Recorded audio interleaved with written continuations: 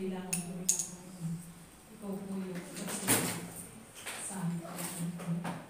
Dalangin ko, Ama, nawa ang aming mapapag-aralan sa umaga ito. At tanigin namin aming Panginoon. Nawa ito ay maging personal para sa amin na may apply namin ito sa aming buhay. Salamat po, Ama, sa patuloy na magtuturo. Ang dalangin ko, Panginoon, ikaw yung mataas. At ikaw po ang magmuna sa amin sa umaga ito, Panginoon. Kasi po yung lahat ng kamalahan, Panginoon. At ikaw po ang mataas. Salamat po sa Panginoon Jesus. Amen.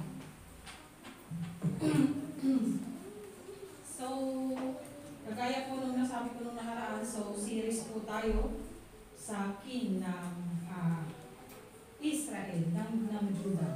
So last time po, ang ating pong napag-usapan ay about kay Hari Solomon, na nakita natin doon na kung paano siya, kung paano yung nagawa niyang pagkakasala. Napag-usapan natin na si Solomon yung pinakamayaman na nabuhay, pinakamatalino, at siya yung binigyan ng higit na karamalan sa lahat. Kung titingnan po natin ang 2 Chronicles 6:16, ito yung panalangin ni Solomon after na nagawa yung templo. Ang sabi niya dito, nawa Yahweh ay patuloy mong tuparin ang aking pangako, ang iyong pangako kay David na iyong alipin, nang iyong sabihin na hindi ko ipapahintulot na ang iyong angkan ay mawalan ng isang nakaluklok sa trono ng Israel. Kung ang iyong mga anak ay susunod sa kalooban ko, gaya ng ginagawa mo. So maliwanag po yun, alam ni Solomon, yung covenant ng Panginoon kay David, na sabi nga, hindi niya ipapahintulot na may mawala. Na yung kumbaga, yung kanyang lahi ang magre-reign sa Israel. Kung susunod. Pero ang naging focus ng po ni Solomon dito, alam natin, na napukusan niya na yung kanyang lahi ang maghahari. Pero hindi niya napukusan yung salitang kung. Dahil alam natin na sa bawat pangako ng Panginoon, alam natin na ang Panginoon ay tumutupad sa kanyang pangako. Hindi siya bumibigo. Pero, kung gagawin natin yung parte natin. So, huwag tayong umasa na tatanggapin natin yung pangako ng Diyos, pero hindi naman natin ginagawa yung parte natin. So, may parte yung Diyos at may parte tayo para mag-claim natin yung pangako ng Diyos. Introduction na po yun. Sige po. Hindi po maikli ng sorry ate. Okay po. At nakita rin po natin nung nakaraan na sa 1 King 11, di ba, nagkasala si Solomon. Gusto ko lang pong mabigyan ng background na maigi para masundan natin yung istorya. Kasi ito ay sunod-sunod.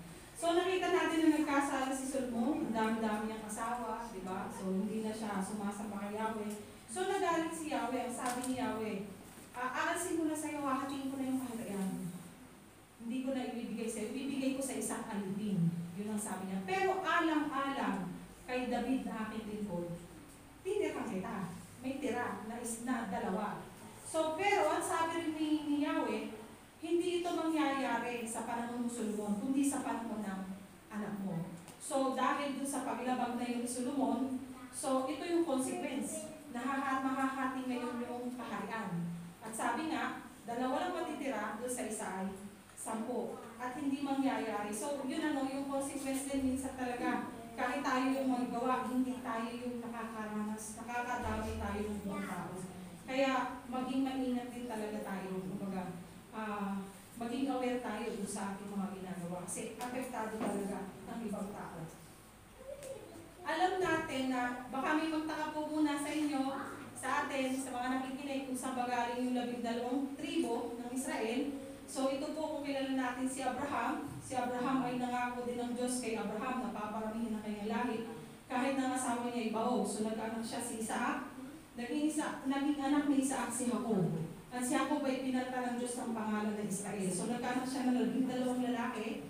At ito po yung naging 12 tribo ng Israel. At si David po ay galing sa tribo ng Judah. At ako po yung kinakabahan, pasensya na.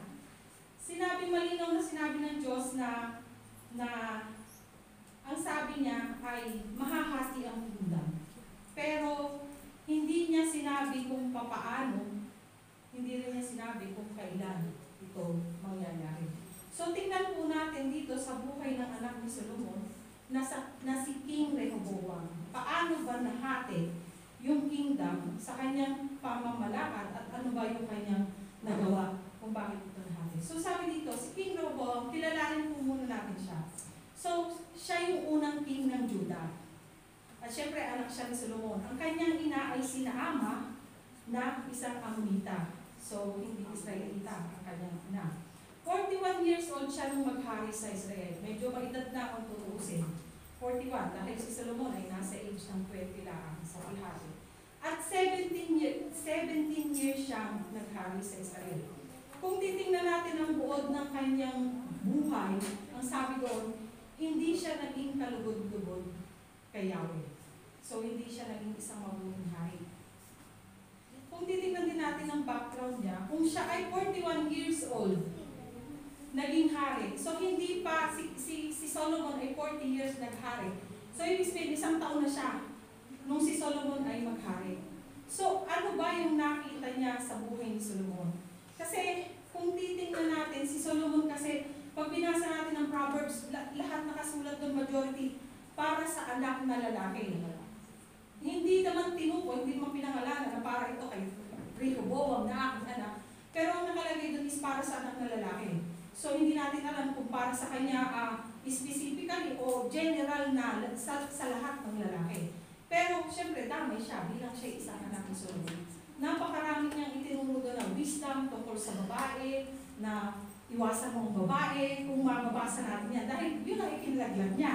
Alam natin. So, tingnan natin, sa habang lumalaki si Jeroboam, si Rehoboam, pasensya na pagkatawag kasi, si Rehoboam, nawi-witness niya yung ginagawa ng tatay niya na papalayo sa Panginoon. Dahil doon sa kalahati ng panahon ni Solomon, okay pa yung ginagawa niya eh, after yung temple. 20 years na pagawa na niya, 1820. Okay pa siya doon. Pero the rest, hindi na. So parang nagkakaisip itong si Rehoboam sa pasama yung kanyang ama.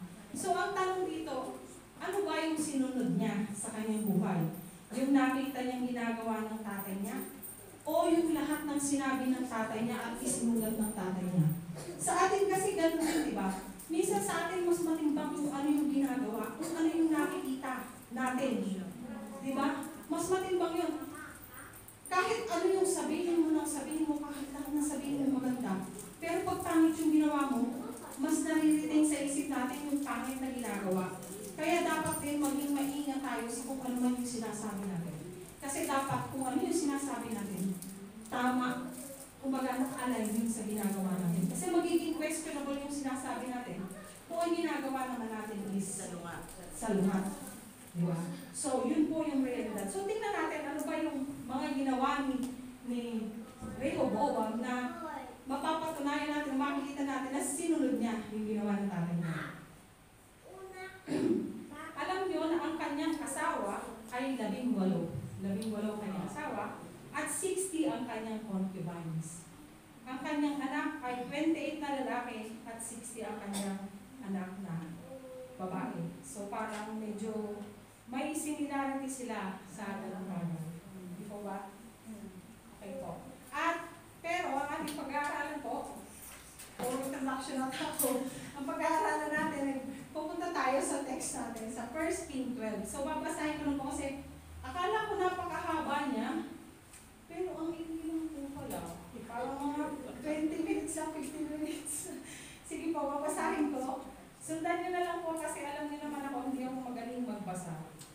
Parang pag binasa ko siya, lalong hindi ko siya naiintindihan. Sa 1 King 12 po, so titingnan natin dito, paano ba nahati yung kingdom? Ano ba ang ginawa ni King Rehoboam? Sabi po dito, 1 King 12, Tagalog mo akin. Ang pagtitipan sa Sikem. Pumunta sa Sikem si Rehoboam. Ang Tagalog po ay Roboam. Sapagkat doon nagtitipon-tipon ang buong Israel upang siya'y kilalaning hari. Nasa Ehipto pa noon si Jeroboam na anak ni Nabat. Doon siya nagtago ng kasalukuyang inuusig ni Solomon. Nang mabalitaan ni Jeroboam na ang mga pangyayari, umuwi siya mula sa Egypto. Siya'y kanilang ipinasundo mula doon. Humarap nga kay Roboam si Jeroboam at ang buong Israel at sinabi sa kanya, napakabigat po ng dalangin ipinapasan sa amin ng inyong ama. Bawasan po ninyo ang pahirap na ginawa niya sa amin. Pag-aanin ninyo ang pasanin na aming dinadala at paglilingkuran namin kayo. Sumagot si Roboam, bigyan niyo ako ng 3 araw upang mapag-aralan ang mga bagay na ito. Pagkatapos bumalik kayo, kaya umalis muna ang mga tao. Sumangguni si Roboam sa matatandang naglilingkod kay Solomon. Nang ito'y nabubuhay pa, tinanong niya sa kanila kung ano ang dapat niyang gawin. At ganito ang sabi sa kanya ng matatanda, kapag pinagbigyan niyo ang kanilang kahilingan at ipinakita ninyo, handa kayong maglingkod sa kanila. Kapag sila'y inyong pinakitunguhang mabuti, maglilingkod sila sa inyo habang panahon. Ngunit pinawalang halaga ni Roboam ang payo ng matatanda. Sa halip, nagtanong siya sa kababata niya na ngayon naglilingkod sa kanya. Ano ang dapat kong isagot sa mga taong humihingi na pag-aanin ko ang pasaning ipinataw sa kanila ng aking ama? Ganito naman ang payo nila. Sabihin mo sa mga taong dumaraing sa bigat na pasaning ipinataw sa kanila ng iyong ama na ang kalingkingan mo'y mas matigas kaysa hita ng iyong ama. Na dadagdagan mo pa ang pahirap na kanyang ipinapapasan sa kanila. At kung sila'y pinagupit niya ng latigo, hahagupitin mo naman sila ng panghampas na may tinik na bakal. Pagkalipas ng 3 araw, bumalik si Jeroboam ang mga tao ayon sa inutos sa kanila ng hari. Laban sa payo ng matatanda, marahas ang sagot na ibinigay ni Roboam sa mga tao. Ang sinabi niya ay ang payo ng kabataan. Kaya't sinabi niya, kung mabigat ang dalangin ipinapasan sa inyo ng aking ama, dadagdagan ko pa iyan. Kung hinagupit kayo ng latigo, panghampas na may tinik na bakal ang ihahagupit ko sa inyo. Hindi nga nilingin ng hari ang karangingan ng bayan, sa gayon natupad na sinabi ni Ahiyas kay Jeroboam na anak ni Nabat nang sila'y magsalubong sa silo. Nang makita ng bayan na hindi sila pinansin ng hari, sinabi nila, ano ang mahihita natin kay David? Wala tayong pakailam sa anak ni Jesse. Umuwi na tayo, mga anak ng Israel. Anak ni Israel, David, bukas ngayon bahala ka na sa iyong sambahayan. Umuwi nga sa kanilang tahanan ang 10 lipi ng Israel. Yaong lamang naninirahan sa lungsod ng Huda ang natira kay Roboam. Pagkatapos, kung pinapunta niya sa 10 lipi si Adoram, ang tagapagangsiwa ng sapilitang paglilingkod bayan. Ngunit ito ay binato hanggang sa mamatay. Kaya't nagmamadaling sumakay si Roboam ng kanyang karwahe at tumakas patungo sa Jerusalem. Buhat noon hanggang ngayon, hiwalay ang 10 lipi ng Israel sa paghahari ng mga David. Okay po. So, kita po natin dito. So, ito yung scene. So, pupunta sila doon sa lugar ng Sikem. So, dito na siya ipoproclaim na hari. Pero, yun nga, itong si Jeroboam, ito yung sinabihan, ito yung pinili ni Yahweh na maghahari doon sa 10 lipi ng Israel. Pero nung mabalitaan niya itong Solomon, na siya yung magiging hari, so pinlano niya itong ipapatay, kaya sabi dito, nagtago siya sa Egypt. At nung nalaman niya, napatay na si Solomon, yung anak na niya maghahari, so lumitaw na siya. So ginawa siyang spokesperson ng mga tao. Siya yung nakikipag-usap doon sa hinahin ng mga tao. At sabi nga dito, ang hinahin nila, pag-aanin yung kanilang pasanin, yung kanilang hirap, tsaka yung tax. Kasi nga si Solomon napakahilig mag-build. Yung buhay niya, nag-build siya kung ano-ano. Siyempre, kailangan niya ng workers. So yung mga tao, sila yung gumagawa, plus yung tax pa. So mataas. So ang hiling nila, pababain nyo, pag-aanin nyo, at magiging lingkod nyo kami. So sabi dito, sabi niya, bigyan niyo ako ng 3 araw. So na, sabi dito, lumapit siya sa matatanda. Na yung matatanda na mga kasama ni Solomon. Pero hindi niya yung sinunod. Lumapit siya sa mga bata na kaedad niya. Siyempre, yayaman itong mga to. Ano ba naman alam ng mga to, di ba? So, wala silang alam. Pero yun ang sinunod niya at naging malakas ang kanyang pagkakasabi. Kaya makikita natin dito na within 3 days ay nahati ang kingdom. So 3 araw lang nahati ang kingdom. Iniisip ko po, ang tagal ko pinag-isipan, ano po yung pwede kong i-title dito dahil ang hirap para siya mabuo. Kasi ayaw mo naman po, kasi pag pala inaaral ko siya, pag pala aaralin talaga natin, kahit ilang chapter lang, ang dami-dami mo siyang pwedeng ito. Pero ayoko naman na hahaba pa ng hahaba. Dahil sabi ko, gusto ko siyang i-series. So 2020 ata yung Kings, di sabihin ko lang 2 taon na. Sabi ko, kung hahati-hatiin ko pa to, baka naman 5 years na ako dito.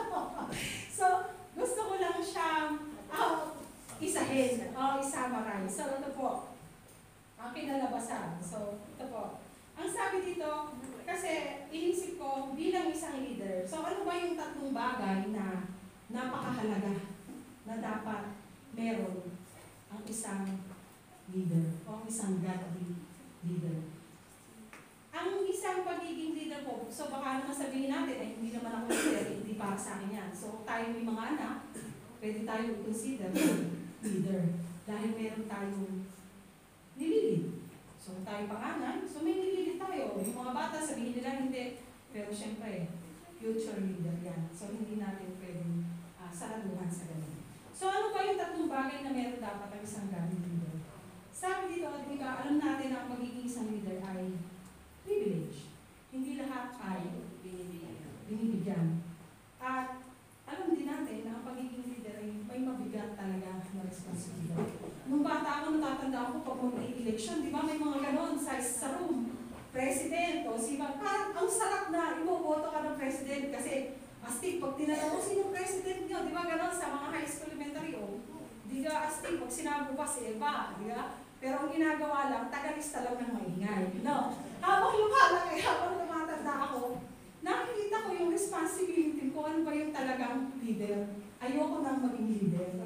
Dahil, para sa akin, napakabigat ng responsibilidad ng isang leader. Unang-una, ang pinaka-ayoko sa pagdidesisyon.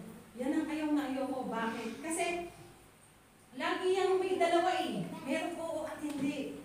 Tapos, ayoko yung, baka mamaya yung maging decision ko is ito, tapos hindi sila aagli. Ayoko pa yung magkakaroon ng, alam mo yun, yung baka may mangyaring tampuhan dahil hindi natin alam ang mentality ng bawat isa.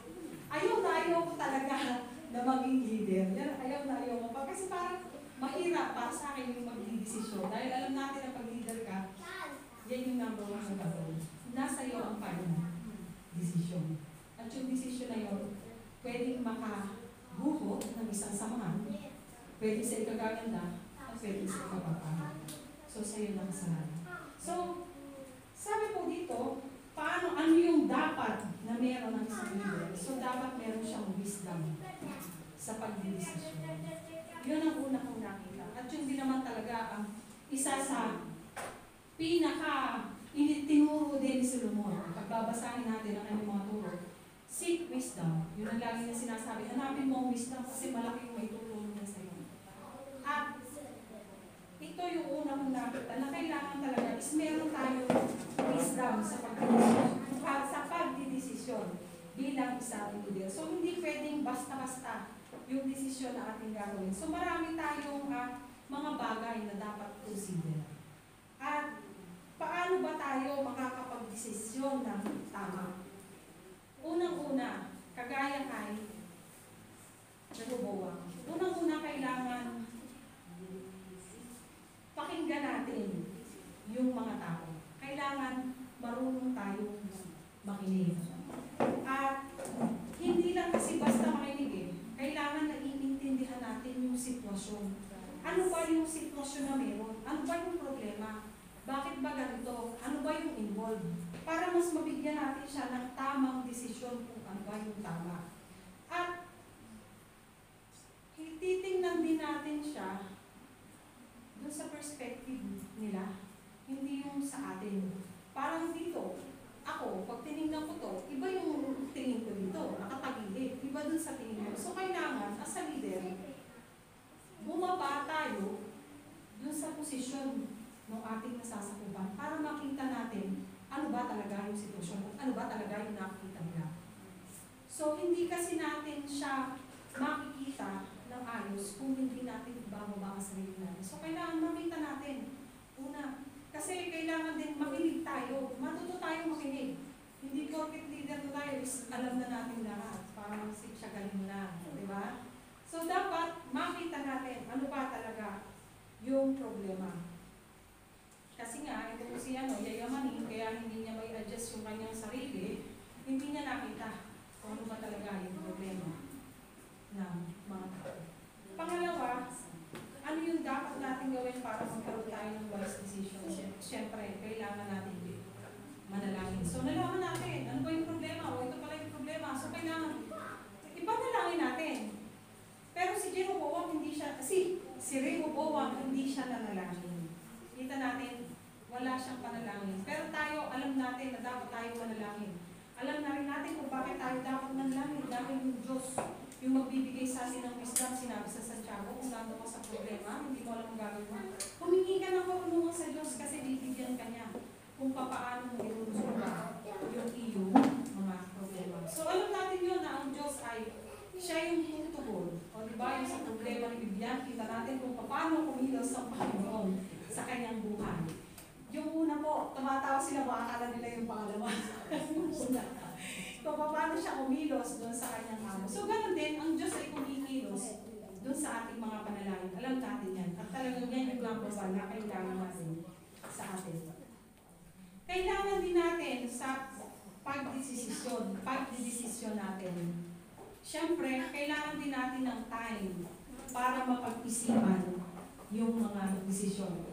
Ang ganda na nga dito nung sinabi ng tao kay Rehoboam, eto, pag-aanin mo, ang sabi niya, sige, bigyan niyo ako ng 3 days para mapag-isipan ko. Di ba parang wise decision na yun? Kasi pag-iisipan natin, kasi bakit ba natin kailangan pag-isipan? Kasi syempre, kung gusto natin na maging maganda yung resulta ng ating desisyon, kailangan natin pag-isipan. Kasi pag hindi natin pinag-isipan, pwedeng ma-involve dyan yung ating emotion, number 1. Diba? Alam naman natin at madalas natin napapausapan na pagka nagkaroon na ng emosyon, hindi na nagiging maganda yung resulta. Hindi na nagiging maganda yung desisyon. Dahil ang ating emosyon ay paiba-iba, nadala emosyon, nalungkot ako, naging ganyan. So, kailangan talaga number 1 din. Ang pangatlo ay kailangan din ay pinag-iisipan natin yung ating desisyon. Isa pa kasi kung bakit natin dapat pag-isipan, even yung mga words na dapat natin sabihin, di ba? Sa isang kongregasyon, sa isang samahan, di ba, even yung words na sasabihin mo, paano ko ito sasabihin? Paano ko ito i-deliver? Ano yung mga words na kailangan ko para sabihin ko ito na hindi makaka-apekto, hindi makaka-disappoint, hindi makaka-offend dun sa mga tao. Diba? So, kailangan natin pag-isipan, hindi lang yung desisyon, kundi pati yung mga words na sasabihin natin. Dahil kita natin dito kung paano naging harsh yung words na ginamit niya. Diba? So, hindi natin pwedeng ipakita na ako'y mataas, kayo'y mababa. So, dapat lagi tayong pantay-pantay. So, magkakalebre tayo dapat sa isa't isa. So, dapat pag-isipan natin. At syempre, ano po ba? At sabi din dito, dapat humingi tayo ng advice. We need people advice. Totoo naman yun. At syempre, hindi lang basta advice ng kung sino-sino. Dapat dito yung mga wise na advisor. At yung may experience. Syempre, kung ako maraming anak, hindi naman ata ako hihingi ng payo kay Angel. Ewan ko naman, di ka?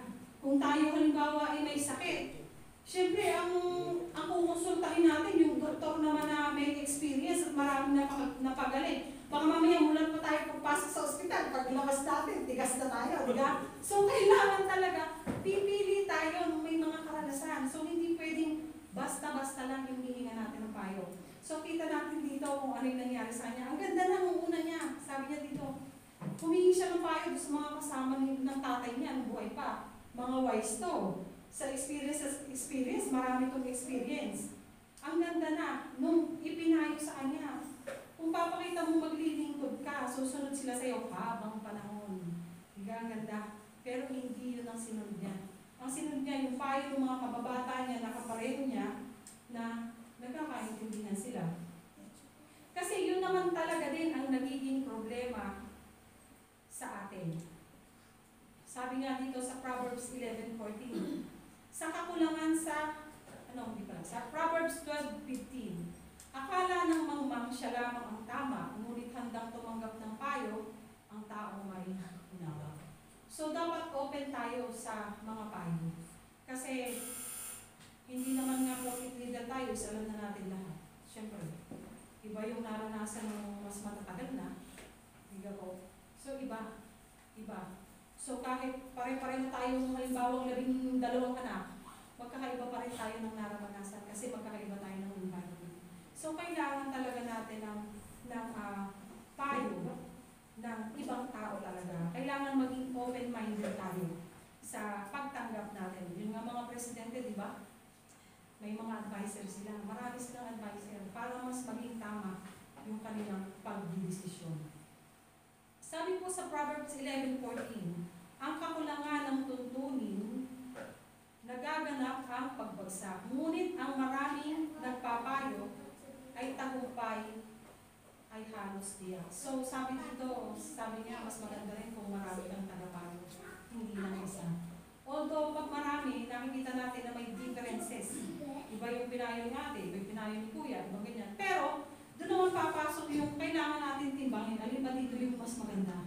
At syempre, ang kailangan natin isasaalang-alang lagi dito kung ano yung maganda para sa nakararami. Hindi lang sa isang tao. Kung ano yung sa majority. At hindi mo rin kailangan bilang leader na isali yung sarili mo, yung emosyon mo, o kung may personal issue ka man. So, hindi yung dapat, aalsin mo yung dapat sa pagbuo ng isang desisyon. At sabi ko nga nung nakaraan, ang madalas ko lang, hindi ko naman madalas makausap si Vivian, pero sinabi ko na ito sa kanya, sabi ko, Bing, alam mo, pagka ako nandun sa sitwasyon ng buhay ko na parang kailangan ko ng kakampi, hindi kita tatawagan. Kasi pagkausap niyo siya, kahit parang doon sa isang sitwasyon tamang-tama ka, hindi ka pa rin niya kakampihan. Ipapakita pa rin niya sa'yo yung sitwasyon. So yun siya. At tama naman kasi talaga. Sa atin kasi nagiging problema, meron kasing tao na isang tao lang yung nilalapitan niya pag may problema siya. Bigyan may gano'n. Kasi bukod dun sa kapalagayan din niya ng loob, ang nagiging problema kasi minsan, yun lang gusto natin marinig. Yun lang, yung gusto lang, dahil medyo soft-spoken si Vivian, si Vivian na lang yung aking kakusapin. Kasi mas matatanggap yung sasabihin niya. Diba minsan tayo ganun, pumipili na tayo ng tao na yun lang gusto natin marinig kasi. Pero sabi doon, yun daw magagaling na advisor, sasabihin niya sa'yo yung kailangan mong marinig. Hindi lang yung gusto mong marinig. So, although minsan parang medyo masakit talaga, parang pag si Erwin, ganun yung si Erwin, alam natin, napaka-prangka, parang ihahanda ko muna yung sarili ko pag-usap si Erwin. Pero, magaganda yung mga ganyan. Kasi sasabihin talaga nila sa inyo. Sasabihin nila sa atin, ano ba yung dapat natin marinig. Diba? Yun yung magagandang mga kausap na minsan kasi yun yung number 1 din kaya hindi tayo makapagpayo ng tama eh. Kasi isinasaalang-alang natin yung damdamin. Naku, baka kasi magalit. Diba? Ganun, baka kasi magalit. Baka mamaya hindi na ako nito kausapin. Baka kumawang na. So, di ba, laging yung baka hindi na sumipa. Yan laging mga fear natin, di ba? So, pero, kung bubuksan natin yung isip natin, so, kailangan talaga bukas yung ating isip, bukas yung ating puso sa mga advices. Kahit na minsan sa tingin natin is pangit. Checkin natin yung sarili natin, di ba? Dapat maging constructive. Hindi ito maging negatibo sa atin. So kasi gano'n naman eh, hindi naman lahat ng payo na naririnig natin is tama sa atin o parang maganda sa ating pandinig. Pero kailangan checkin natin yung sarili natin, baka naman nga. Diba? Dahil sila yung nakakakita. So kailangan laging open-minded tayo na tingnan natin kung ano ba. At laging ang desisyon natin syempre para sa ikagaganda. Sabi nung narinig ko, ang tamang tanong daw, pag ibinigay mo, sa maling tao, mali din ang outcome. At kung tamang tao yan, mali yung tanong mo, pangit din. Wala rin mangyari. So dapat, tamang tanong doon sa tamang tao. So kagaya nga doon, sinabi ko kanina, kung 12 anak mo, huwag kang pipili sa single ng tanong. So dapat, i-match mo. Para yung experience nila, yung maibibigay nila sa'yo. At kumbaga, proven and tested. Kasi pwede naman. Bakit bang hindi? Opinion lang ang maibibigay nila. So, mas maganda kung may bibigay nila sa atin is yung naranasan nilang advice. Kasi proven and tested yun na masisigurado natin na tama yung advice na maibibigay nila sa atin.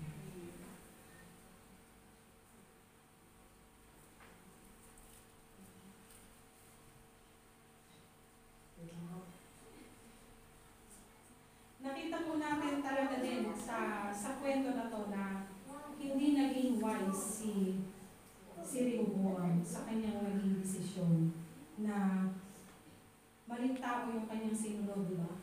Maling tao yung napagtanungan niya. At hindi na inunawa yung tao at tinignan niya yung kanyang sarili. Kasi siguro gusto rin niyang mapatunayan na syempre tatay ko yun, iba ako sa tatay ko, mas astig ako sa tatay ko, di ba? So, mali yung decision niya. At kita natin doon, nakakapanghinayang yung nangyari talaga sa Israel. Kasi yung pinagdigma, di ba, si David, nakipagdigma siya para masakop niya 40 years. Tapos si Solomon, nagpakayaman para sa ginto, makuha niya yung lahat ng karangalan. 40 years. So, 80 years within 3 days. Nahati ng pinagay ng Israel. So, yun yung naging nangyari dun sa kanyang aming decision. So, nahati ang Israel. So, pangalawa ko, ang una, ang nakita ko po dito, matagal mo ito. Ang nakita ko dito, una, kailangan meron tayong wisdom sa pagdesisyon. Pangalawa, meron tayong dapat na servant heart. Yun yung pangalawa, na dapat meron ng isang leader. Kasi ang payo dito ng matatanda, kapag pinagbigyan ninyo ang kanilang kahilingan at pinakita ninyo handa kayong maglingkod sa kanila, kapag sila ay inyong pinakitunguhang mabuti, maglilingkod sila sa inyong mga katanungan. So, itinayo ang isang leader hindi para sa kanyang personal gain. Kumbaga, itinayo ang leader para mamahala sa kaayusan. Di ba? Para mamahala yan sa kaayusan. At hindi ko na siya masyadong i-elaborate dahil alam natin na ibig si Jesus, di ba? Sabi niya, tumarito ako upang maglingkod, hindi upang paglingkuran. So, ang ating Diyos, bumaba, nagkatawang tao para paglingkuran tayo. So, ang leader is para mag-lead. Kailangan talaga is nakikita yung humility. So, hindi yan laging, ako masusunod dahil ako ang leader. Diba? Hindi siya laging gano'n. Hindi siya dapat gano'n. Dapat laging huli ang sarili. Hindi mo isasama yung sarili mo laging huli dahil laging sa kapakanan ng nakararami. At yun nga yung nabanggit ko kanina, even dun sa mga words na sinasabi natin, dapat maganda.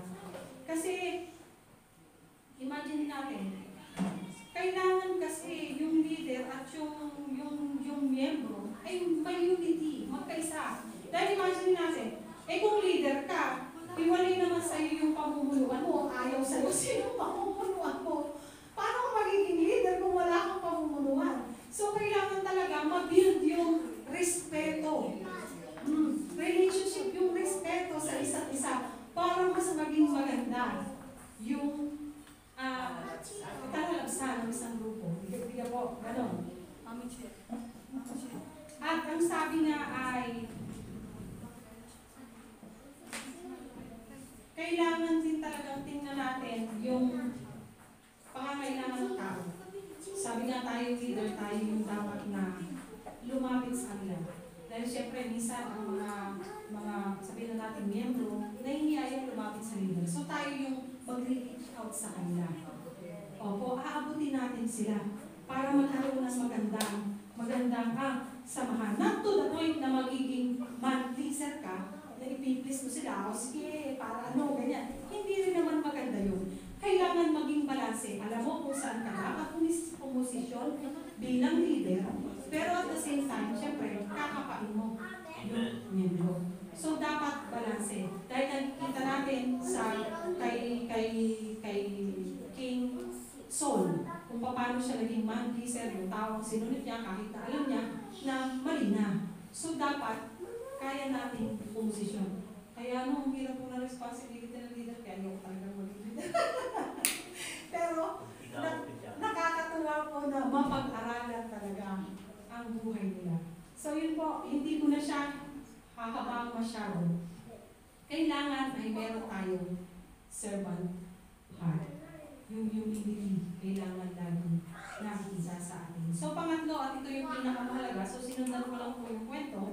Pangatlo at pinakamahalaga, kailangan tayo ay nagpapailalim sa ating Panginoon. So dapat tayo ay bilang leader, dapat tayo ay konektado sa ating Panginoon. Sabi ko sa 2 Corinthians 11:13 to 17, ito po yung 2 Corinthians, 2 Chronicles, ito po yung nangyari, sabi dito.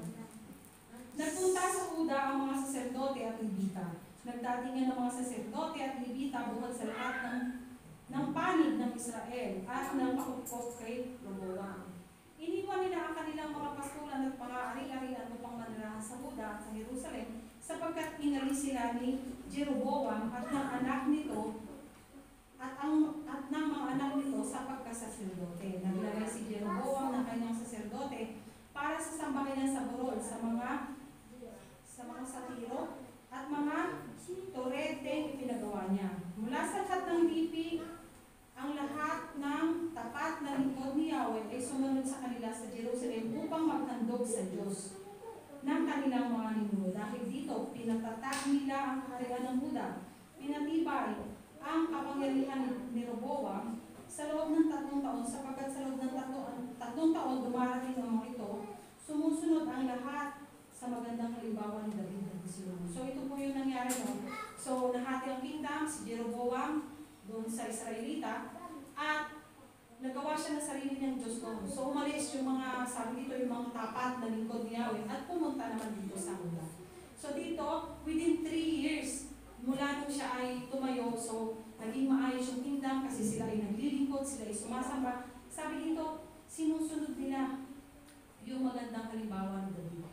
So kita natin dito na bakit kailangan maging konektado yung leader sa Panginoon. Kasi kita natin dito, may kapayapaan, di ba? So naging maganda. So within 3 years, naging maganda yung kingdom ng Judah. Kasi sumusunod sila, naghahain sila, naghahandog sila, sumusunod sila. So naging maganda ang pangyayari. So ganoon din tayo. So kung ang leader ay connected sa Panginoon, alam natin yan na magiging maayos yung ako ng isang samahan. Kung maayos. Kaya napakahalaga na yung leader talaga ay nagpapailalim sa Panginoon. At the rest naman yung Panginoon ang i-use. The rest, ang Panginoon ang gagawa kung ano yung makakabuti doon sa congregation. Yun po. At conclusion na po tayo. Yun lang po. So makita natin dito na nung nakita ni Rehoboam na ang kingdom ay panatag na, ang ginawa niya, tumalikod siya ayaw. Sabi dito, nang maging matatag na ang paghahari ni Rehoboam, tinalikdan niya ang buong Israel. Tinalikdan niya at ng buong Israel ang kautusan ni Yahweh. Sabi dito, dahil dito, ang ginawa ni Yahweh bilang consequence sa pagtalikod niya, sinugod sila ng Egypt. At sinamsam yung mga gold na pinagawa ni Solomon. Pinalitan ito ni Rehoboam ng bronze. So from golden age, naging bronze age yung nangyari. At nung malaman yun ni Rehoboam, nagpakumbaba ang hari at ang pinuno ng Israel. Sabi nila, makatarungan siya. So makikita po natin dito na siyang power to build and to destroy.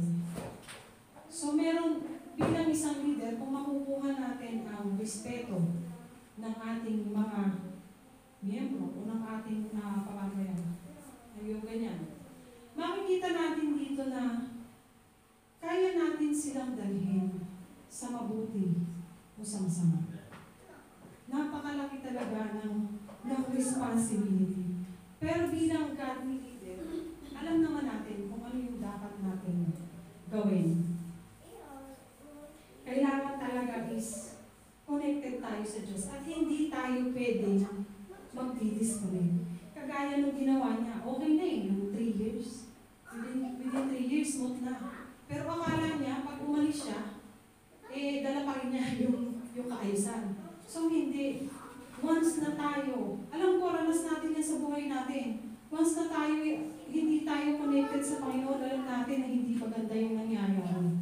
So napakahalaga na palagi talaga tayong connected talaga sa ating Panginoon. Unang-una, siya talaga dapat ang nasa ating buhay. Sabi nga, wala tayong magagawa kung hiwalay tayo sa Panginoon. So yun po, ang aking laang, inabot din ako ng 30 minutes. So, yun lang po. Sabi nga, kailangan meron tayong wisdom, servant heart, and syempre, higit sa lahat, tayo ay nakakulit sa ating Panginoon. Salamat po. Salamat po.